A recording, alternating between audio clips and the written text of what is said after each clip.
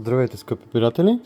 В това видео ще ви покажа как да настроите безжична Wi-Fi мрежа на Kyocera M5526.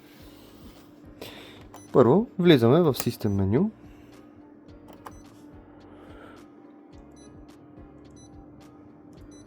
Намираме меню System Network. Въвеждаме админ с голяма буква. За юзернейм, за пасворд също админ с голяма буква. След което натискаме логин. Така, тук ни излизат менютата, в които трябва да упоменем как искаме да свържем нашето устройство към мрежата. Дали ще бъде то по Wi-Fi или ще бъде жична връзката.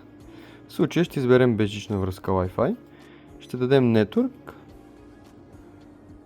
Ще изберем Wi-Fi Settings.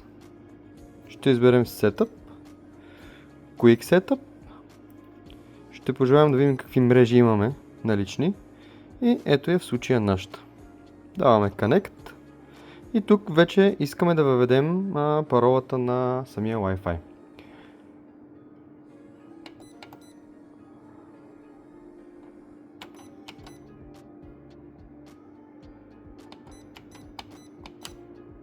Окей, Connecting.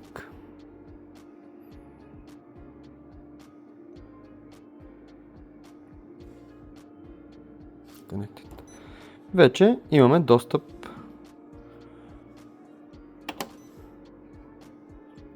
до наличната мрежа.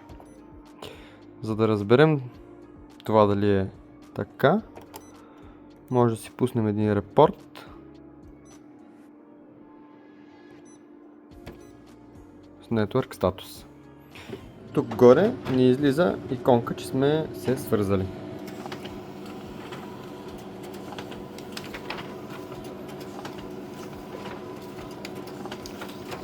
Това са всички мрежови параметри и данни на устройството. И вероятно някъде на първа страница трябва да имаме това, че сме се свързали. Ето ни го IP адреса 192.168.0.118. Това е адреса, който рутера ни е дал. Благодаря за вниманието.